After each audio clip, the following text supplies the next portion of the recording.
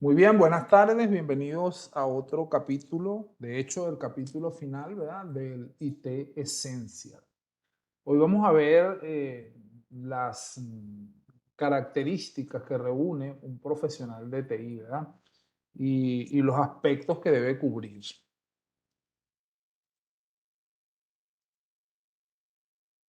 Bien, vamos a ver esas actitudes para la comunicación del profesional de TI.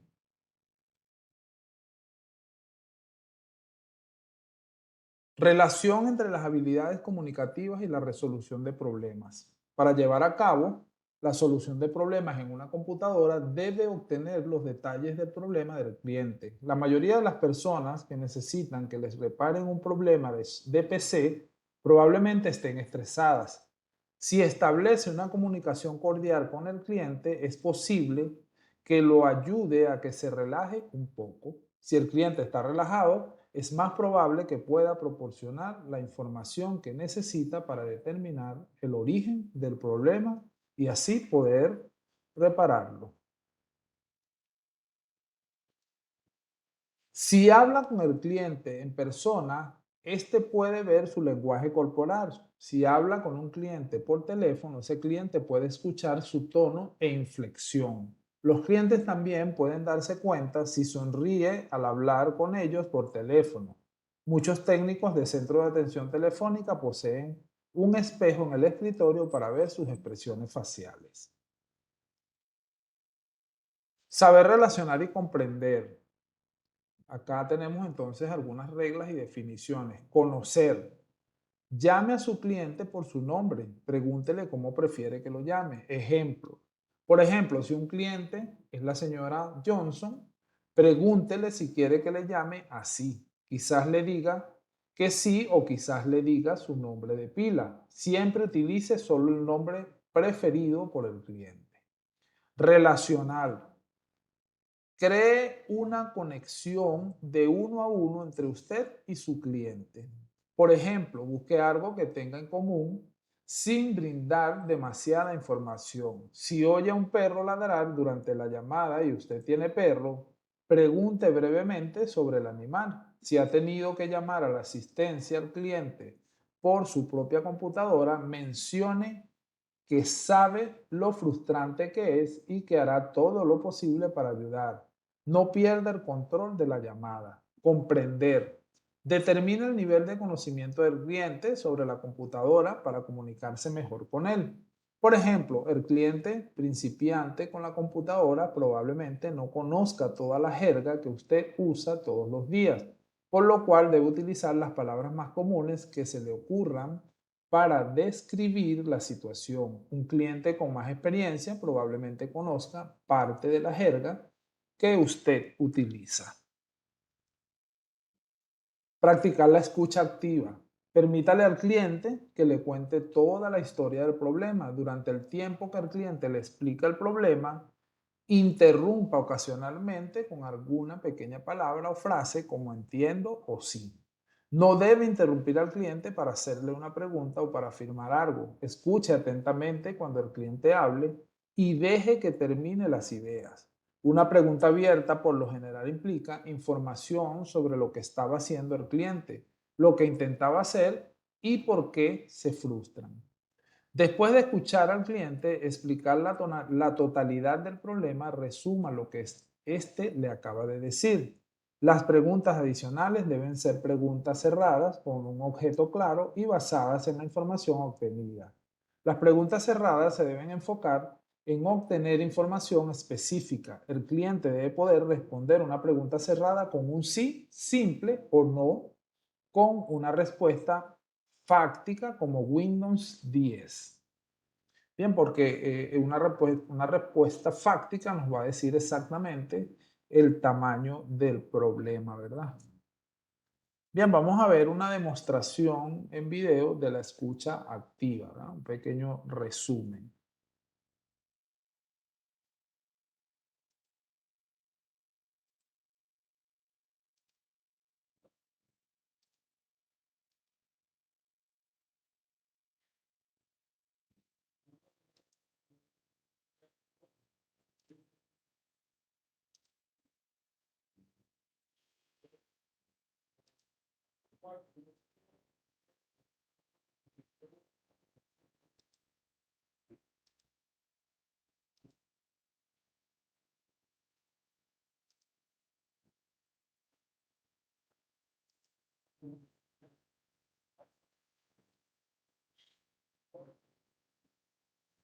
Gracias por llamar a asistencia al cliente. Mi nombre es Kyle. ¿Cómo puedo ayudarlo con su computadora hoy? Hola, Kaila. Mi nombre es Rodrigo. Tengo algunos problemas.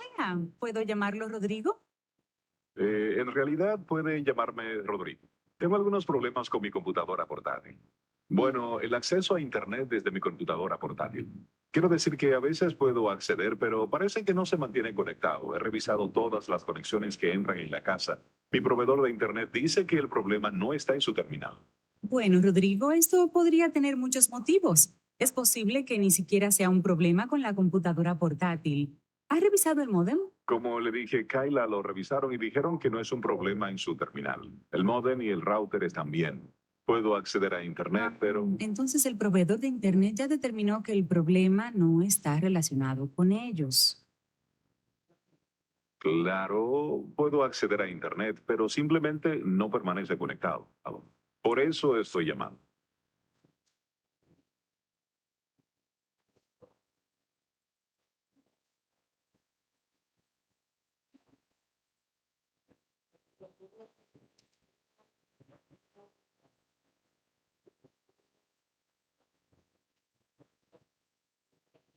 Gracias por llamar a asistencia al cliente. Mi nombre es Kyla. ¿Cómo puedo ayudarlo con su computadora hoy? Hola, Kaila.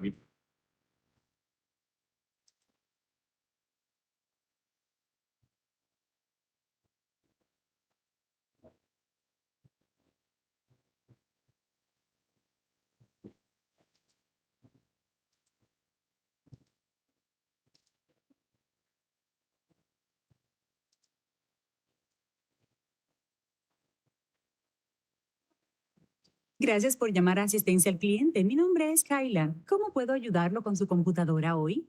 Hola, Kaila. Mi nombre es Rodrigo. Tengo algunos problemas con mi computadora portátil. Bueno, el acceso a Internet desde mi computadora portátil. Quiero decir que a veces puedo acceder, pero parece que no se mantiene conectado. He revisado todas las conexiones que entran en la casa. Mi proveedor de Internet dice que el problema no está en su terminal. Bien, ¿puedo llamarlo Rodrigo? En realidad puede llamarme Rodrigo.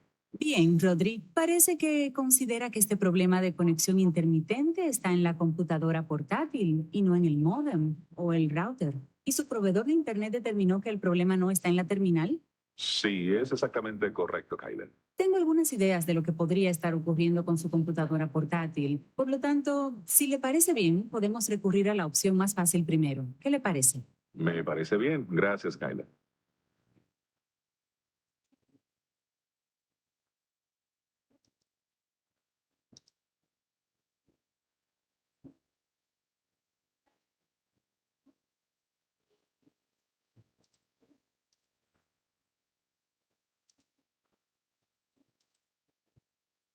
Bien, entonces vemos allí algunas de las situaciones que se puede presentar con un cliente en una llamada telefónica y acorde, por supuesto, a la persona que responde la llamada y la manera en que ésta escucha al cliente, va a poder solucionar o no el problema, ¿verdad? O va a poder mantener más bien el control sobre el problema, que esto es lo que debe hacer entonces un profesional de TI. Bien, continuemos. Uso del comportamiento profesional con el cliente. Cuando se habla del trato a los clientes, a veces es más fácil explicar lo que no se debe hacer. En la lista incluida a continuación se describe lo que no se debe hacer al hablar con un cliente. No minimice los problemas del cliente. No utilice jerga, abreviaturas, siglas ni lenguaje popular. No demuestre una actitud negativa ni utilice un tono de voz negativo. No discuta con los clientes ni se ponga a la defensiva. No haga comentarios que sean desconsiderados desde el punto de vista cultural. No divulgue ninguna experiencia con los clientes en los medios sociales. No sea sentencioso ni ofenda o insulte al cliente. Evite distraerse y no interrumpa a los clientes cuando hablan. No tome llamadas personales mientras hablan con clientes. Mientras habla con clientes, no dialogue con compañeros de trabajo sobre temas que no están relacionados con el problema en cuestión. Evite poner llamadas en espera de forma abrupta o si no es necesario. No transfiera una llamada sin explicar el propósito de la transferencia y sin el consentimiento del cliente. No haga comentarios negativos al cliente sobre otros técnicos. Consejo para la espera y la transferencia. ¿Cómo poner en espera la llamada de un cliente? Lo que debe hacer, dejar que el cliente termine de explicar el problema, decir que debe poner su llamada en espera y explicar el por qué, pedir permiso al cliente para poner la llamada en espera.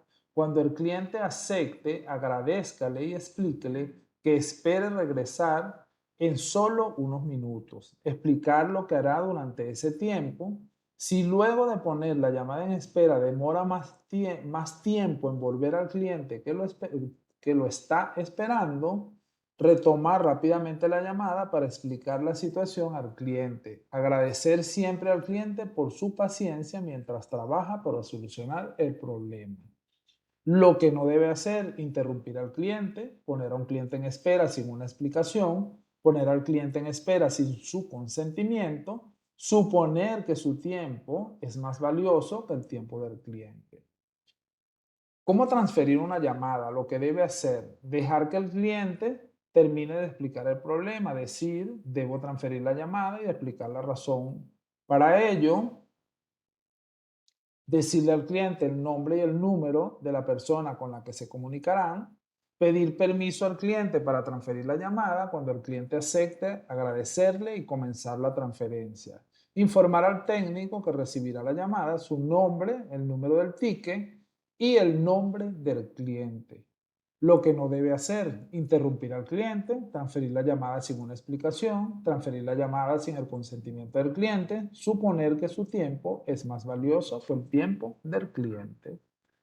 Veamos una demostración en video de cómo se espera y transferencia, ¿no? Cómo se transfiere una llamada, de hecho.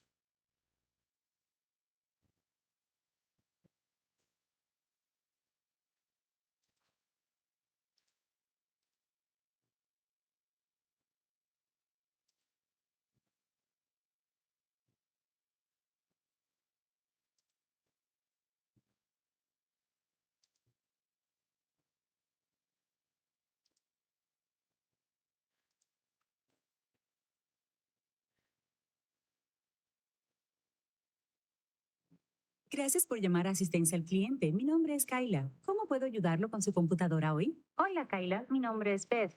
Hola, Beth. ¿Qué puedo hacer por usted? He intentado instalar Office 365 durante toda la tarde. Simplemente se detiene durante la instalación.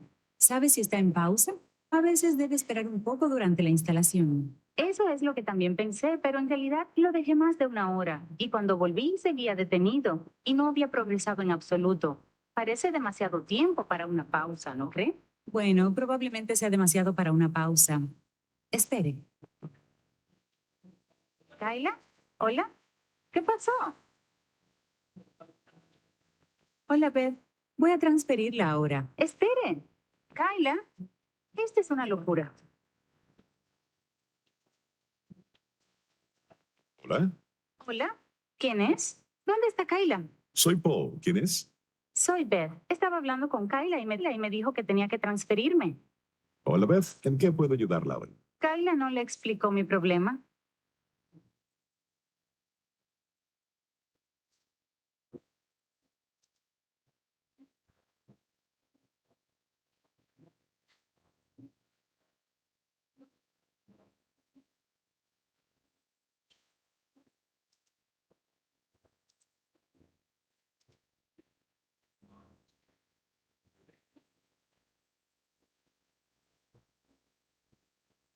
Gracias por llamar a asistencia al cliente. Mi nombre es Kyla. ¿Cómo puedo ayudarlo con su computadora hoy? Hola, Kyla. Mi nombre es Beth. Hola, Beth. ¿Qué puedo hacer por usted?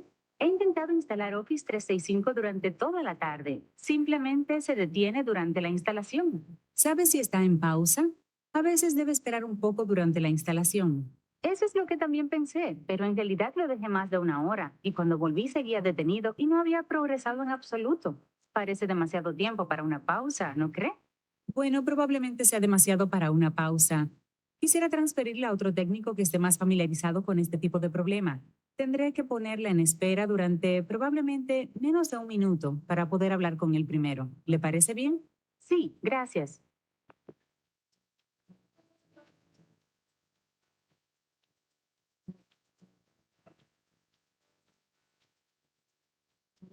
Estoy de vuelta, Beth. Tuvimos suerte. El técnico al que deseo transferirla está disponible ahora y le he explicado su problema.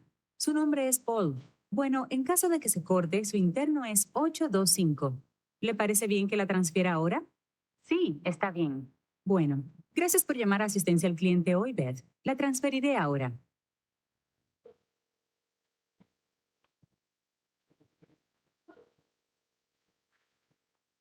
Hola, soy Paul. ¿Es usted Beth? Sí, hola, Paul. Kyle me explicó su problema, Beth. Creo que es exactamente lo que está sucediendo. Hagamos la instalación completa de 365 ahora mismo, ¿te parece? Gracias, Paul.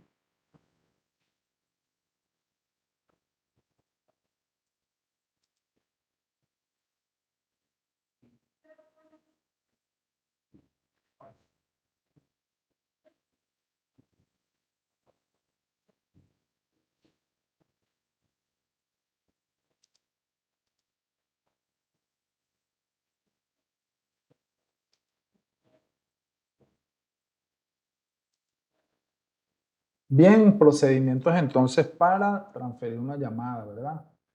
Por supuesto, bajo el consentimiento del cliente en todo momento. Bien, continuemos.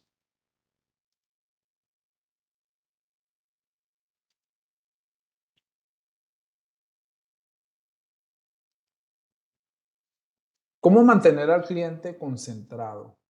Utilice el lenguaje correcto, sea claro y evite el lenguaje técnico que el cliente podría no entender. Escuche y haga preguntas. Escuche cuidadosamente al cliente y deje que hable. Utilice preguntas abiertas y cerradas para conocer los detalles sobre el problema del cliente. Proporcione comentarios, hágale saber al cliente que comprende el problema y genere una conversación agradable y positiva. Bien, veamos una demostración en video de un cliente locuaz, ¿verdad? ¿Qué no debe hacer?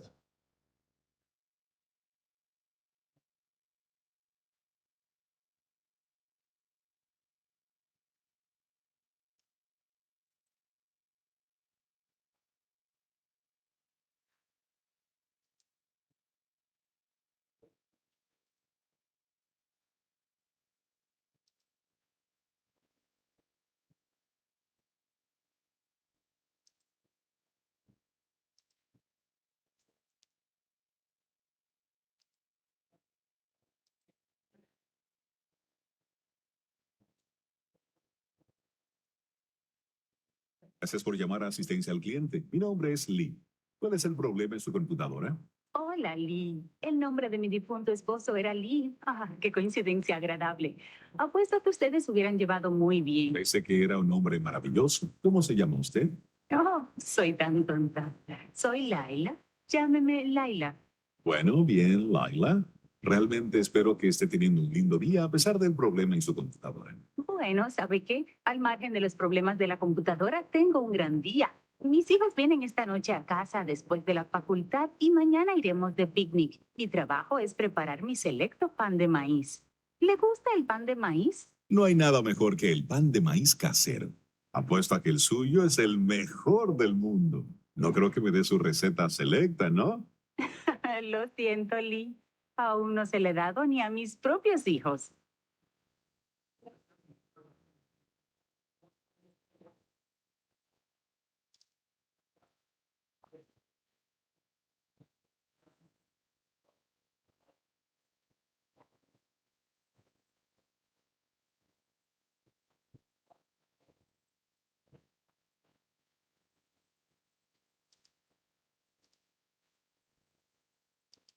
Gracias por llamar a asistencia al cliente. Mi nombre es Lee. ¿Cuál es el problema en su computadora?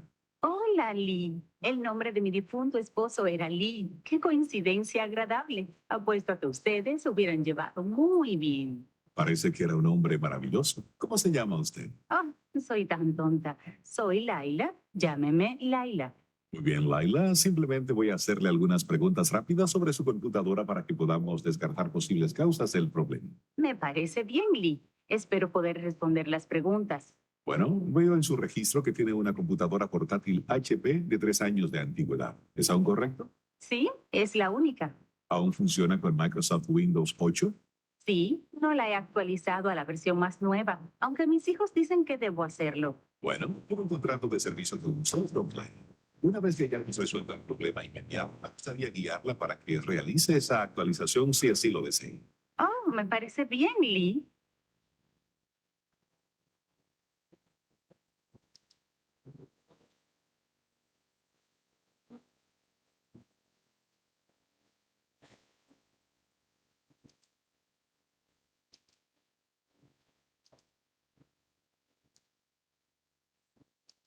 Muy bien, entonces aspectos a tomar en cuenta con un cliente locuaz, ¿verdad? Un cliente que necesita conversar un poco de todo, ¿verdad? Pero nosotros debemos tomar en cuenta la objetividad, por supuesto, sin faltarle el respeto al cliente.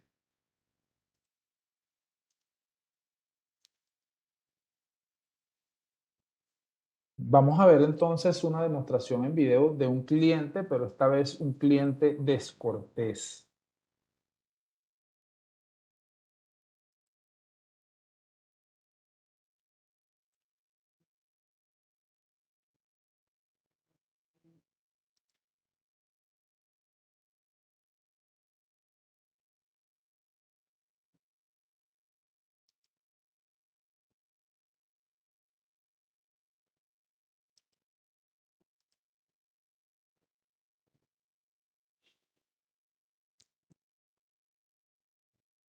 Gracias por llamar a asistencia al cliente. Mi nombre es Lee. ¿Puede explicarme cuál es el problema en su computadora hoy? Soy Chris.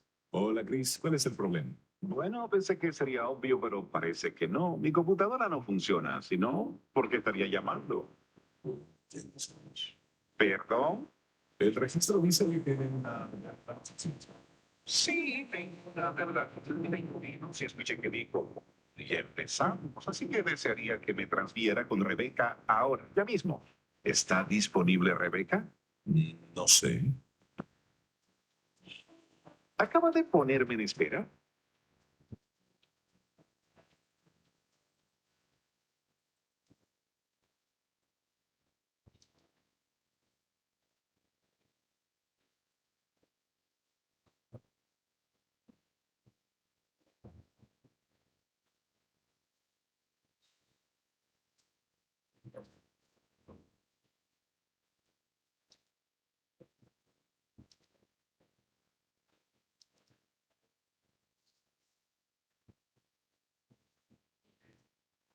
Gracias por llamar a asistencia al cliente. Mi nombre es Lee. ¿En qué puedo ayudarlo hoy? Soy Chris. Hola, Chris. ¿Cuál es el problema? Bueno, pensé que sería obvio, pero parece que no. Mi computadora no funciona, si no, ¿por qué estaría llamando? Entiendo, Chris. Permítame ayudarlo para que la máquina vuelva a funcionar. Bueno, el registro muestra que tiene una Dell Latitude con Windows 10. Sí, es una 2 en 1. Y veo que nos ha llamado antes por esta computadora. ¿Usted es nuevo aquí? Prefiero hablar con Rebeca. Me ayudó anteriormente con este problema de la pantalla táctil. Está aquí, pero está ocupada con una llamada ahora. ¿Desea que averigüe cuándo estará disponible? Con gusto puedo hacer eso o bien guiarlo para solucionar el problema.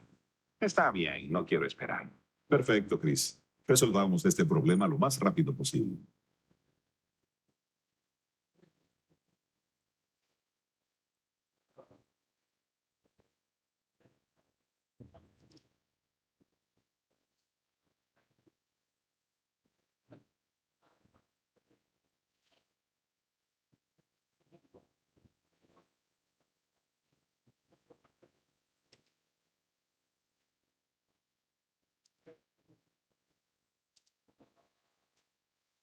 Bien, entonces vemos allí lo que llamaríamos un cliente difícil, ¿verdad? Un cliente descortés. Y cómo entonces nosotros qué procedimiento debemos seguir entonces para brindarle atención.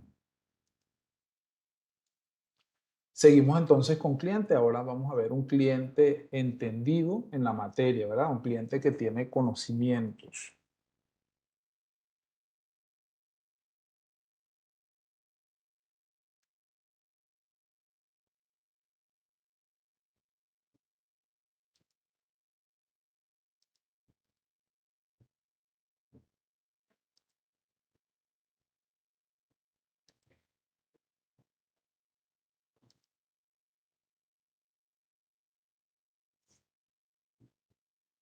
Gracias por llamar a asistencia al cliente. Mi nombre es Lee. ¿Podría explicarme cuál es el problema en su computadora hoy?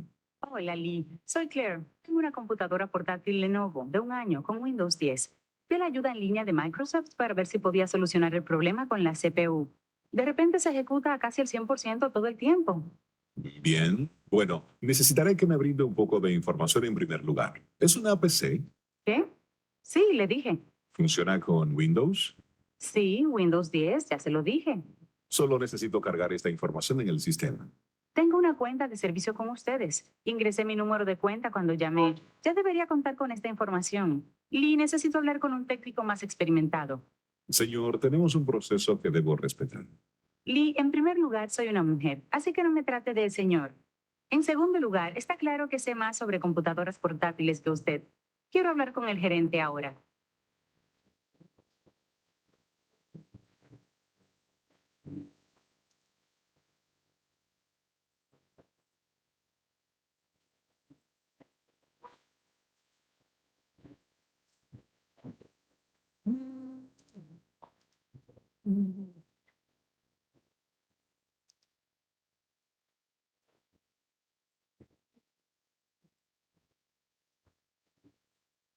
Gracias por llamar a asistencia al cliente. Mi nombre es Lee. ¿Puede explicarme cuál es el problema en su computadora hoy? Hola, Lee, soy Claire. Tengo una computadora portátil Lenovo de un año con Windows 10.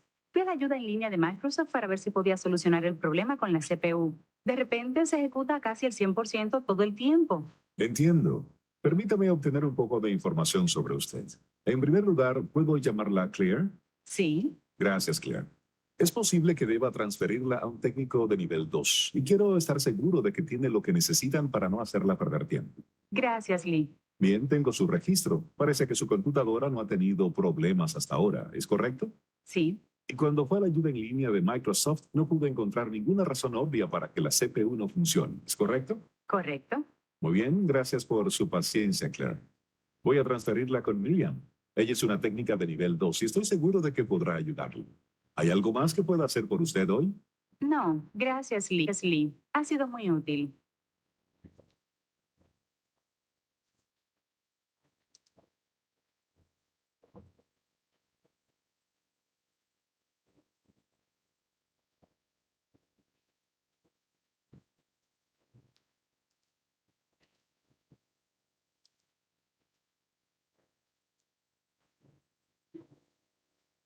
Bien, entonces un cliente con más experiencia, ¿verdad? Evidentemente, en todo momento debemos seguir el procedimiento, brindarle el apoyo necesario y atenderlo como debe ser.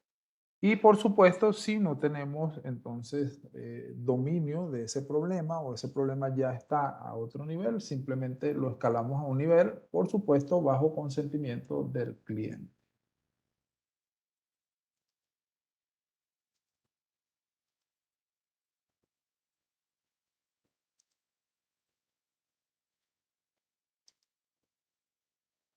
Un cliente enfadado, ¿cómo entonces atenderlo, verdad?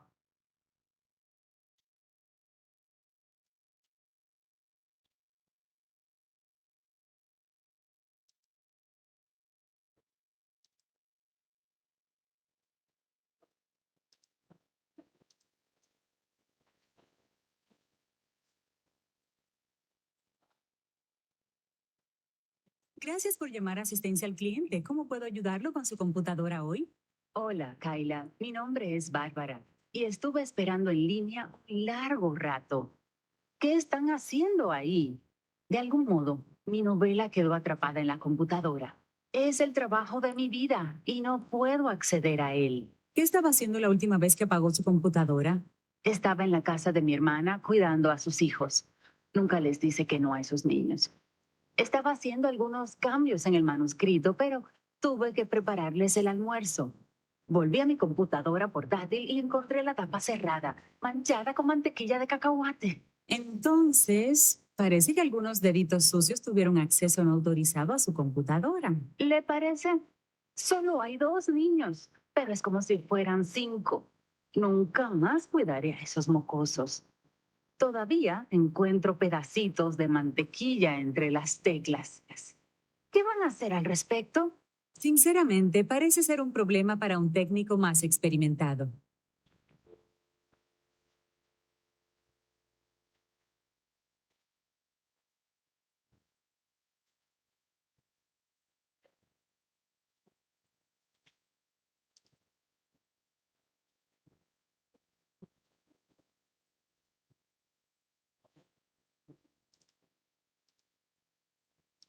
Gracias por llamar a asistencia al cliente. Mi nombre es Kyla. ¿Cómo puedo ayudarlo con su computadora hoy? Hola, Kyla. Mi nombre es Bárbara y he estado esperando en línea un largo rato. ¿Qué están haciendo ahí? De algún modo, mi novela quedó encerrada en la computadora.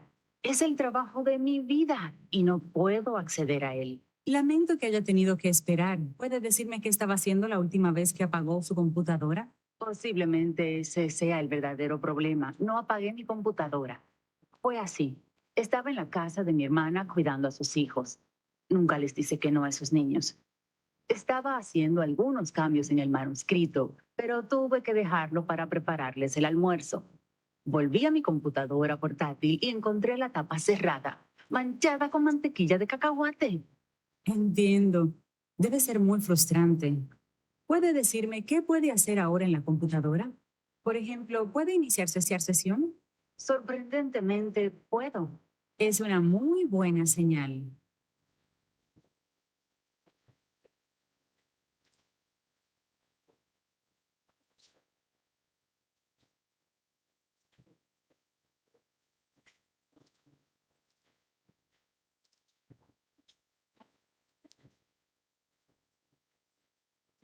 Bien, entonces vimos allí los procedimientos para tratar con un cliente enfadado.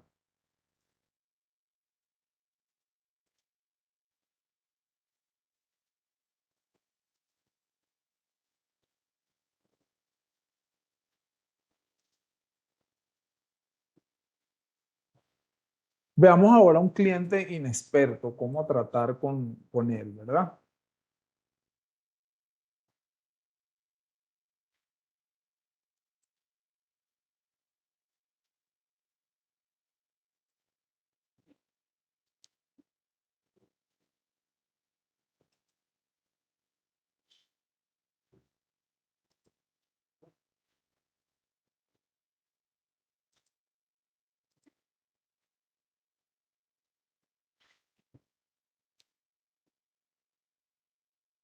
Gracias por llamar a asistencia al cliente. Mi nombre es Kyla. ¿Qué sucede con su computadora? Buen día, Kyla. Mi nombre es Peter. Mis nietos me consiguieron esta computadora para el correo electrónico y este Facebook. La encendí esta mañana y hasta ahí estuvo todo bien. Luego descubrí que no puedo ingresar a mi correo electrónico. Ni siquiera puedo encontrarlo en la pantalla. En general, llamo a mi... ¿El correo electrónico suele estar en la barra de tareas? ¿Cómo? ¿Lo desancló accidentalmente de la barra de tareas? Desanclar que no hay nada anclado a mi computadora. Tengo una nota de papel con la contraseña pegada en la computadora. Parecen otros elementos del hardware. No, no anclado con un ancla verdadero. Me refiero al modo en que pone un icono donde usted desea y lo guarda allí. ¿Sabe al menos qué es una barra de tareas? Le diré una cosa, Pete. Simplemente voy a tomar el control de su máquina, buscar el correo electrónico y luego anclarlo a la barra de tareas. ¿Acepta?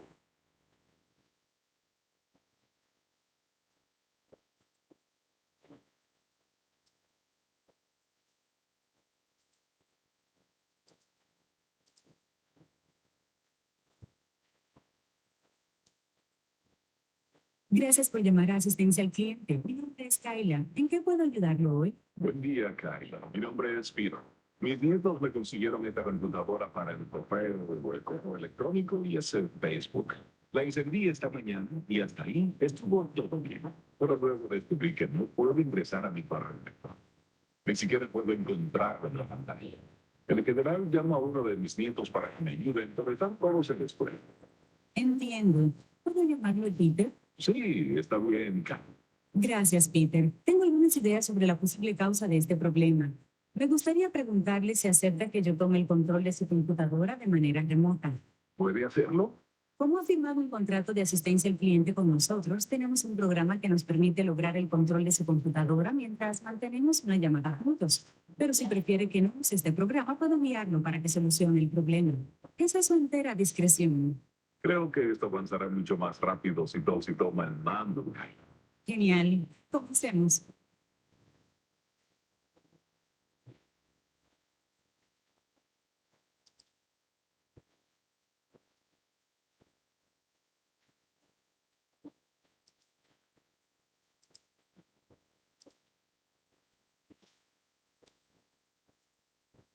Bien, entonces con esto acabamos de ver distintos tipos de clientes y qué procedimientos entonces debemos seguir para atenderlos a cada uno, siempre con el objetivo de lograr la satisfacción del cliente, ¿verdad? Y por supuesto, resolver el problema en lo posible.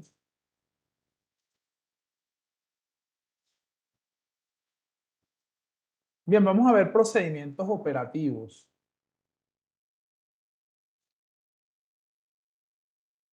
Estos procedimientos operativos, por ejemplo, la documentación, vamos a ver la descripción general de la documentación.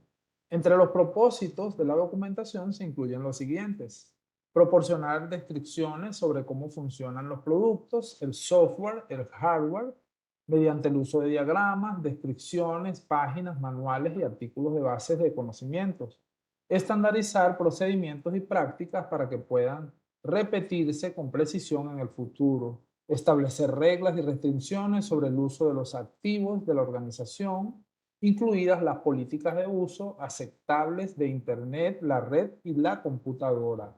Reducir la confusión y los errores, lo que ahorra tiempo y recursos. Cumplir con las regulaciones gubernamentales o del sector. Capacitar a nuevos empleados o clientes. Vamos a ver esta documentación del departamento de TI. Documentos de política. Políticas de uso aceptables que describen cómo se utiliza la tecnología dentro de la organización. Políticas de seguridad que describen todos los aspectos de seguridad de la información, incluidas las políticas de contraseñas y los métodos de respuesta ante incidentes de seguridad. Políticas de cumplimiento normativo que describen todas las normativas federales, estatales, locales y de la industria que se aplican a la organización. Políticas y procedimientos de recuperación tras desastres que proporcionan planes detallados sobre qué se debe hacer para restaurar los servicios en caso de una interrupción. Documentación de operación y planificación. Los documentos de estrategia y planificación de TI describen los objetivos a corto y largo plazo del departamento, propuestas para futuros proyectos y aprobaciones de proyectos, presentaciones y minutas de reuniones, presupuestos y registros de compras, administración del inventario, incluidos los inventarios de hardware y software, las licencias y los métodos de administración como el uso de etiquetas de identificación de recursos y códigos de barras. Documentos de proyecto, solicitudes de usuarios de cambios, actualizaciones o nuevos servicios, diseño de software y requisitos funcionales, incluidos los diagramas de flujo y código fuente, diagramas lógicos y físicos de topología de red, especificaciones de equipo y configuración de dispositivos, formularios de administración de cambios, formularios de prueba y aceptación del usuario. Documentación del usuario, características, funciones y funcionamientos del software, hardware y servicios proporcionados por el departamento de TI. Manual de usuario final para el hardware y el software, base de datos de casos de soporte técnico con resoluciones de informes, artículos de la base de datos que permiten la búsqueda y preguntas frecuentes. Requisitos de cumplimiento de reglamento. Las regulaciones federales, estatales, locales y del sector pueden tener requisitos de documentación más allá de lo que suele estar documentado en los registros de la empresa. Las políticas regulatorias y de cumplimiento a menudo especifican qué datos deben recopilarse y cuánto tiempo se los debe conservar. Algunas de las regulaciones pueden tener implicaciones en los procesos y procedimientos internos de la empresa. Algunas reglamentaciones requieren que se lleve registros exhaustivos sobre cómo se accede a los datos y cómo se los utiliza. El incumplimiento de las leyes y regulaciones puede acarrear consecuencias graves, incluidas multas, la finalización del empleo e incluso el encarcelamiento de los infractores. Procesos de control de cambio. Hoja de trabajo de control de cambio. Acá vemos entonces como digamos, una pequeña lista, ¿verdad? De lo que nosotros entonces debemos mantener como hoja de trabajo para hacer esos procesos de control de cambios, ¿verdad? Pueden estar orientados entonces a cambio de presupuesto, alcance de cambios, resultados previstos, plazos estimados, en fin, todo aquello que implica entonces cambios dentro de la organización. Descripción general de la recuperación tras un desastre. Un plan de recuperación de desastres es un documento exhaustivo que describe cómo restaurar el funcionamiento en forma rápida y mantener las funciones críticas de TI funcionando durante un desastre o luego de que se produce este. El plan de recuperación de desastres puede incluir información tal como las ubicaciones, fuera del lugar del trabajo o donde se pueden llevar los servicios. La información sobre cómo cambiar dispositivos de red y servidores, así como también las opciones de conectividad de respaldo.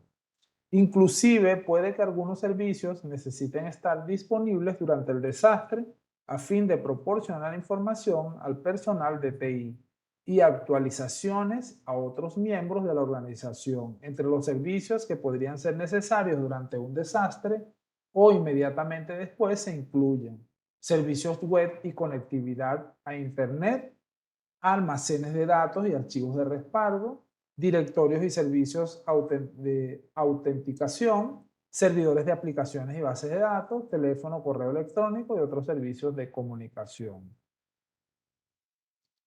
Prevención de tiempo de inactividad y pérdida de datos. Vemos acá entonces métodos de almacenamiento de respaldo, sus ventajas y sus desventajas. Por ejemplo, las copias de respaldos en las nubes tienen como ventaja la confidencialidad, la escalabilidad y la accesibilidad. Sus desventajas, el tiempo, la realización de copias de respaldo de los datos y la restauración de archivos dependen de la velocidad y la fiabilidad de la conectividad a Internet.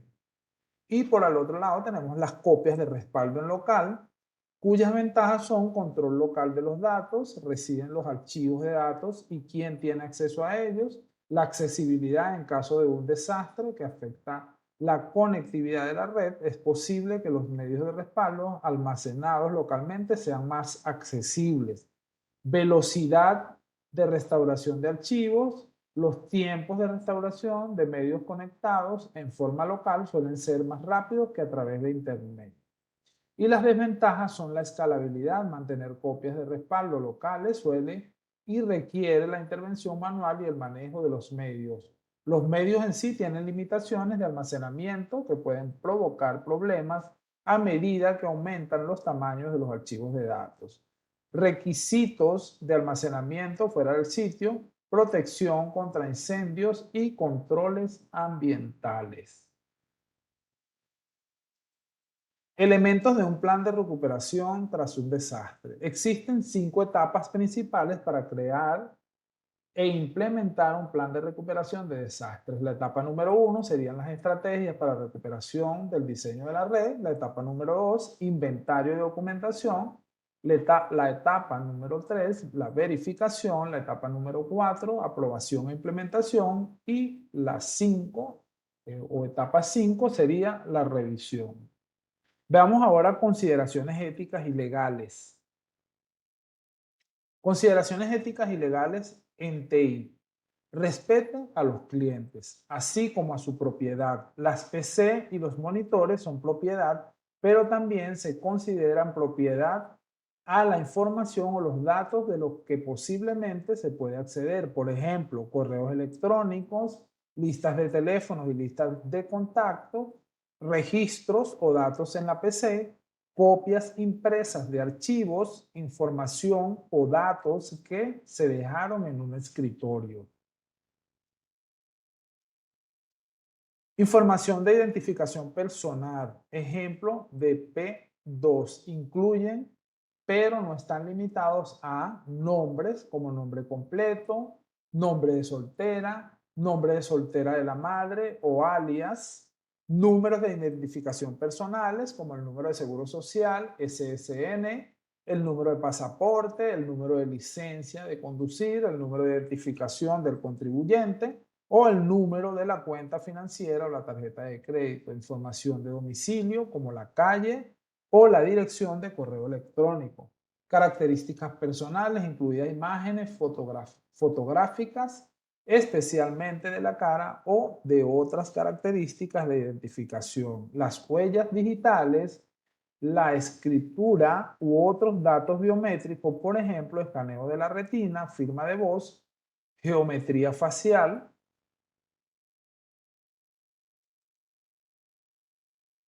Industria de tarjetas de pagos PCI. La información de la industria de tarjetas de pagos PCI se considera información personal que debe protegerse. El Consejo de Estándares de Seguridad de PCI se formó en el 2005 por las 5 principales empresas de tarjeta de crédito en un esfuerzo por proteger los números de cuenta, las fechas de vencimiento, la banda magnética y los datos de los chips para transacciones en todo el mundo.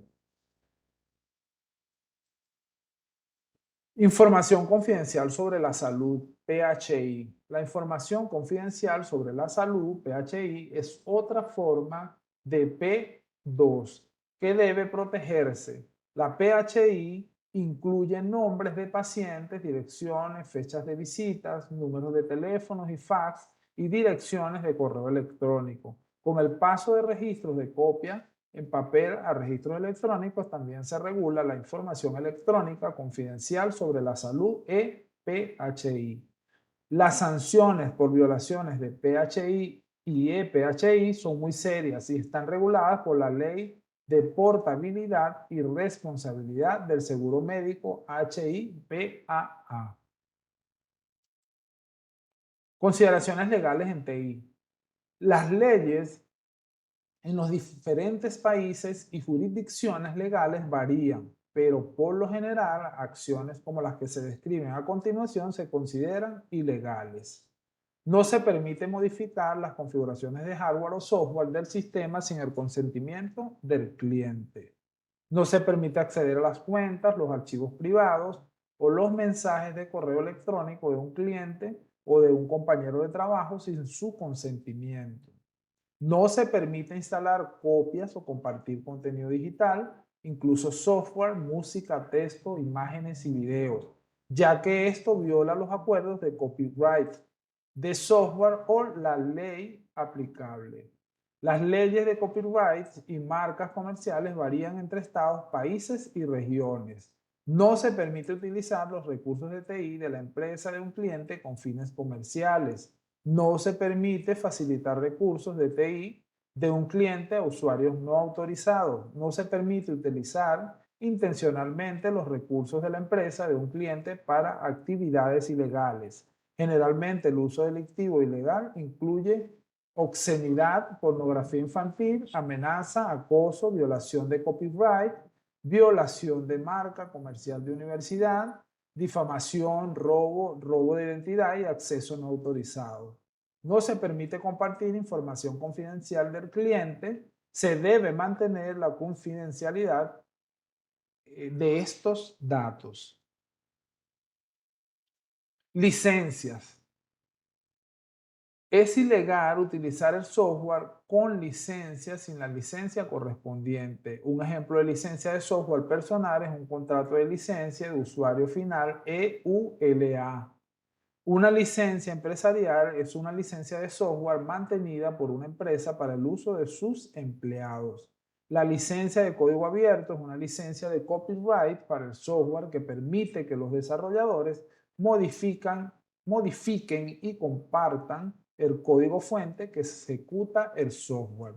Si utiliza software para ganar dinero, debe pagar por una licencia comercial. La Administración de Derechos Digitales, DRM, es un software que está diseñado para evitar el acceso ilegal a contenidos digitales y dispositivos.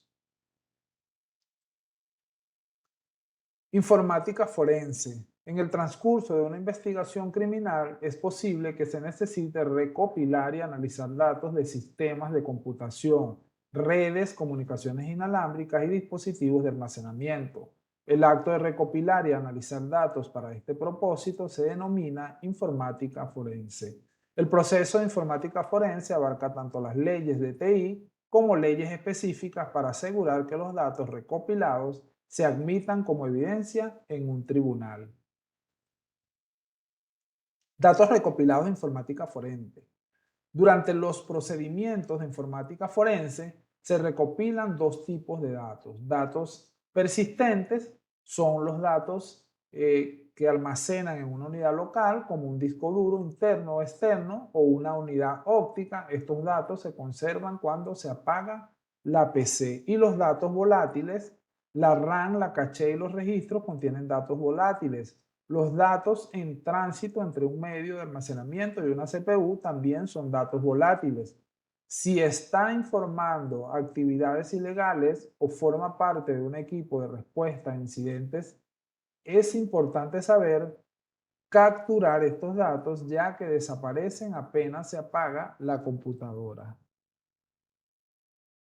Derechos informáticos. Este es un término que se utiliza para describir las leyes internacionales, regionales, nacionales y estatales que afectan a los profesionales de la seguridad informática. Los profesionales de TI deben estar al tanto del derecho informático para poder entender su responsabilidad y cómo se relaciona con los delitos informáticos. El derecho informático describe las circunstancias en las que se pueden recopilar datos, evidencias de una PC, dispositivos de almacenamiento de datos, redes y comunicaciones inalámbricas. Además, puede especificar la forma en la que se pueden recopilar estos datos. Primera respuesta. Este término se utiliza para describir los procedimientos oficiales que llevan a cabo aquellas personas capacitadas para recopilar evidencia.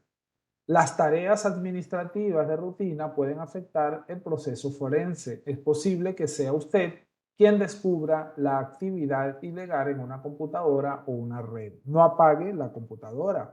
Los datos volátiles sobre el estado actual de la PC pueden contener información sobre programas que se están ejecutando, conexiones de red que están abiertas e información sobre y usuarios conectados a la red, a la PC.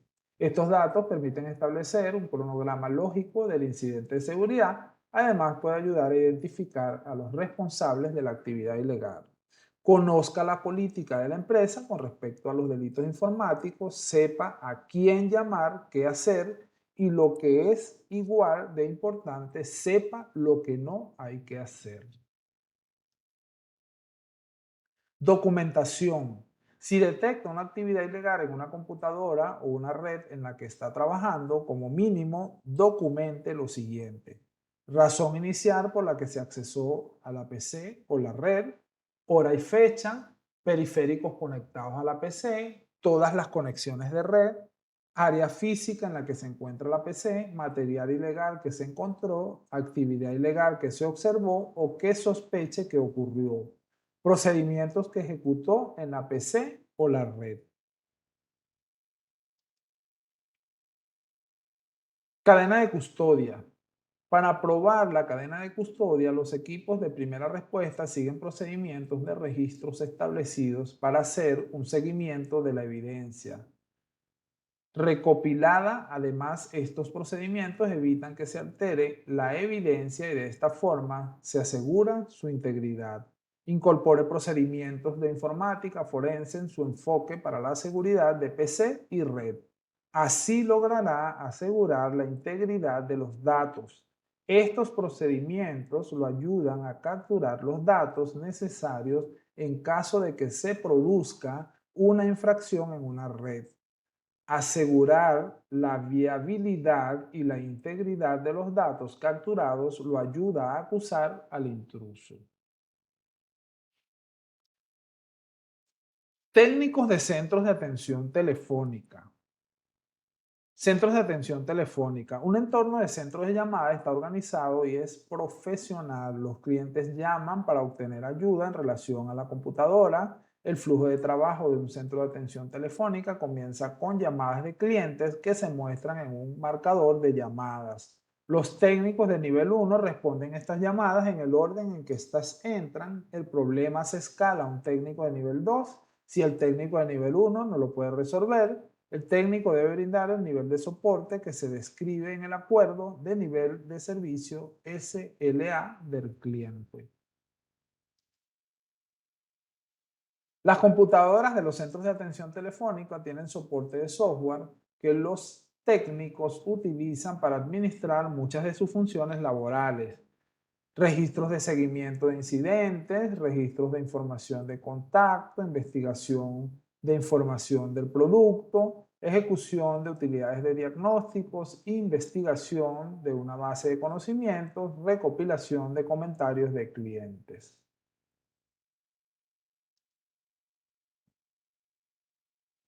Bien, esto sería una lista de comprobación, ¿verdad? Que debemos seguir para brindar soporte telefónico, información del contacto, cuál es el fabricante y el modelo de la computadora, qué sistema operativo utiliza la computadora está enchufada a la pared o funciona a batería, la computadora está en una red, si es así, es una conexión inalámbrica o cableada, había alguna aplicación específica en uso cuando se produjo el problema, se instalaron actualizaciones o controladores nuevos recientemente, de ser así, cuál es descripción del problema, prioridad del problema. Bien, esto sería más o menos un ticket, ¿verdad? Donde se hace el registro de o se capta esa información.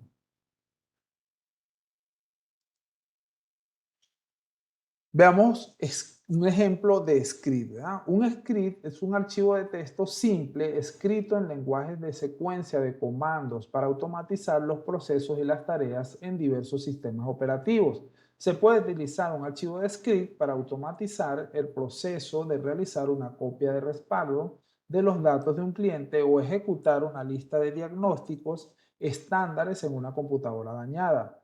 El archivo de script puede ahorrarle al técnico mucho tiempo, especialmente cuando se deben realizar las mismas tareas en muchas computadoras diferentes. También debe poder identificar los diferentes tipos de archivos de script porque un archivo de script puede estar causando un problema en el inicio o durante un evento específico. Acá tenemos un ejemplo de un script, ¿verdad? Eh, por ejemplo, acá estamos en vamos a decir, un sistema Linux, ¿verdad? Y tenemos un bin bash, ¿verdad? Y esta sería la manera entonces en que se escribe ese script.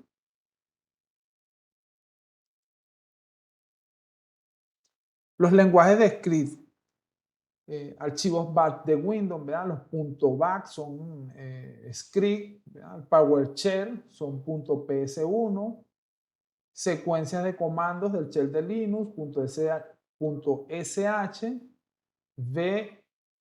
vvscript, ¿verdad? .vbs, javascript.js, python.py. Bien, acá vemos entonces cómo sería esa sintaxis, ¿verdad? Eh, el lenguaje de secuencia de comandos en el archivo bash de Windows. La sintaxis del comando sería comentario de REM, el PowerShell sería numeral, ¿verdad? Eso sería, por ejemplo, para establecer comentarios. En Linux sería con el símbolo numeral, ¿verdad? En VBScript sería con comment. En JavaScript serían 2 barras. En Python sería numeral. De esa manera entonces se inicia el comentario de un script, ¿verdad? En Windows, por ejemplo, el comando dir nos permite ver los contenidos. El cd, change directory, nos permite cambiar de directorio. El mkdir nos permite hacer un archivo, un directorio. El ls, borra la pantalla. El day muestra definir fecha. O el copy, copia un archivo o archivo. Estos serían entonces comandos, vamos a decir, del DOS, ¿verdad? O de la línea de comando de Windows. Y en Linux esos comandos serían ls, ¿verdad? Para ver los contenidos del directorio actual. cd, cambia de directorio. mkdir, hace un directorio. Clear, borra la pantalla. Day, mostrar, definir la fecha. Y cp, que copia archivos, o copia un archivo o varios archivos. Bien, estas serían ya algunas definiciones un poco más orientadas ya a la parte de programación, pero muy interesantes. Por ejemplo, una variable. Las variables son lugares designados para almacenar información en una computadora. Una función importante de las computadoras es manipular las variables. Algunas variables son del entorno, lo que significa que el sistema operativo las utiliza para realizar un seguimiento de los detalles importantes como el nombre del usuario, el directorio de inicio y el idioma. Algunas variables de entornos de Windows útiles son la unidad donde está la carpeta, sería entonces esta que tenemos acá, el signo porcentual System Drive, ¿verdad? Y el signo porcentual WinDir, ¿verdad? Exactamente donde está la carpeta de Windows. Variables de entorno. En la figura puede verse una secuencia de comandos del shell que representa la variable de entorno. Las variables de Linux, pwd, language y shell estaban predefinidas cuando el usuario inició sesión en esta terminal. Para ver una lista de todas las variables del entorno, utilice el comando env. Bien, aquí vemos entonces algunos tipos de variables, ¿verdad? Por ejemplo, el int, que serían para números enteros, el float, que serían números decimales, el char, un solo carácter, y variables cadenas, ¿verdad? Serían varios caracteres, y bool, o variables booleanas, ¿verdad? Que serían los denominados verdaderos o false. Declaración de condicionales. Las declaraciones condicionales son necesarias para que las secuencias de comando tomen decisiones. Estas afirmaciones suelen tener la forma de if-else o declaraciones de caso. Para que estas afirmaciones conformen una decisión, debe hacerse una comparación mediante el uso de operadores. La sintaxis de estos comandos varían según el lenguaje operativo. Instrucciones if y then. Esta figura muestra una secuencia de comandos del shell que determina si es la mañana o la tarde. En esta secuencia de comandos, el comando day se corta hasta que solo quede la hora y el resultado se coloca en una variable. La instrucción if compara las variables $time y $noon mediante el operador -g para determinar si el resultado va a decir por la tarde o por la mañana. Entonces allí lo que tenemos es un pequeño programa, ¿verdad? Y un pequeño programa es lo que se denomina un script. Bien, estas descripciones que tenemos acá son bien importantes, ¿verdad? Y de hecho nos inician un poco en el mundo de la programación. Por ejemplo, acá vamos a ver los bucles, pues lo que hacen son repetir comandos o tareas. Se pueden utilizar los tres tipos principales de bucles de la secuencia de comandos, son el bucle for, el bucle while y el bucle do while. El bucle for repite una sección de códigos una cantidad específica de veces. El bucle while consulta una variable para verificar que sea verdadera o falsa antes de repetir una sección de código. Esto se conoce como bucle de prueba previa. Por último, el bucle do while repite una sección de códigos y luego consulta una variable para verificar que sea verdadera o falsa.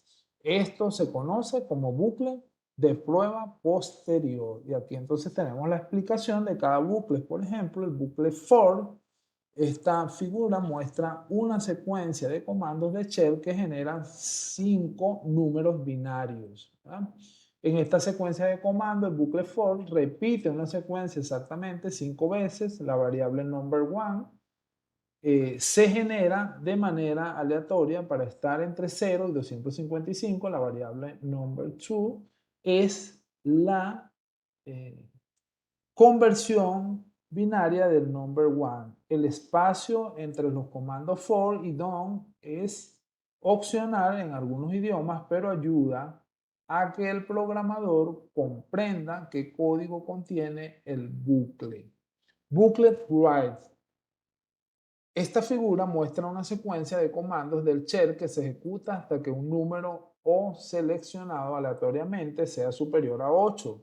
En esta secuencia de comandos, el bucle continúa ejecutándose hasta que se elija un número aleatorio mayor que 8. Observe cómo las variables number se estableció en 1 antes de que se iniciara el bucle.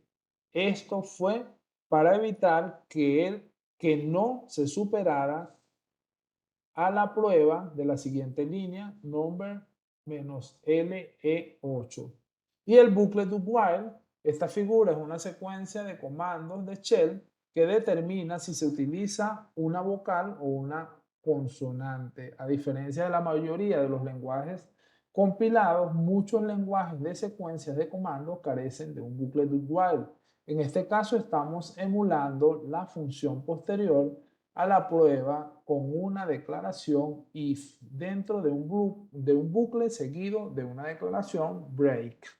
Bien, este tema básicamente, como les decía, es un tema que nos lleva un poco más a preguntarnos, a explorar ya lo que es programación en sí, ¿verdad? Un tema muy actual y que, por supuesto, el profesional de TI debe mantener al día, ¿verdad? Y actualizar sus conocimientos. Por ende, en esto del profesional del TI que acabamos de ver, es importante entonces que el mismo se mantenga actualizado en toda esta serie de temas que tienen que ver desde la atención del cliente hasta los procedimientos para enfrentar una avería. Bien, y con esto entonces damos por terminado este capítulo 14 y el curso de IT Essential.